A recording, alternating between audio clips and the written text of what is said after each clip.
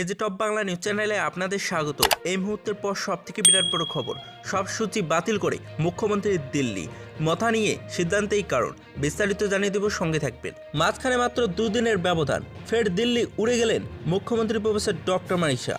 বৃহস্পতিবার বিকেলে বিমানে তিনি দিল্লির উদ্দেশ্যে রওনা হন। তার আগে দিল্লিতে বিজেপির রাষ্ট্রীয় অধিবেশন সেরে সোমবারই মাত্র রাজ্যে ফিরেছিলেন মুখ্যমন্ত্রী সহ সমস্ত মন্ত্রী, বিধায়ক ও দলীয় কার্যকর্তারা। কিন্তু মাত্র দুদিন বাদেই মুখ্যমন্ত্রী দিল্লি উড়ে যাওয়া নিয়ে রাজনৈতিক মহলে নানান রকম জল্পনা শুরু হয়েছে। এমনও শোনা যাচ্ছে জরুরি তলব পেয়েই নাকি এই দিন দিল্লি গিয়েছিলেন মুখ্যমন্ত্রী প্রফেসর ডক্টর মানিক শাহ।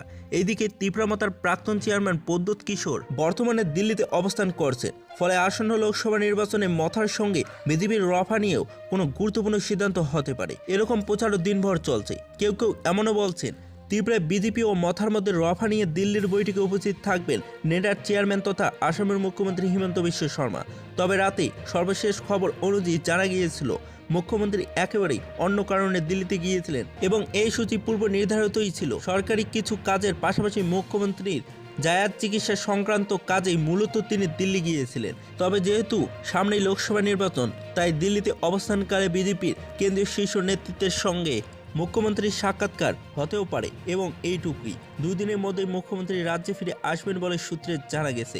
যদি ভিডিওটি ভালো লাগে তাহলে একটি লাইক দিবেন, চ্যানেলে নতুন হলে সাবস্ক্রাইব করে পাশে থাকা বেল আইকনটি প্রেস করে এইরকম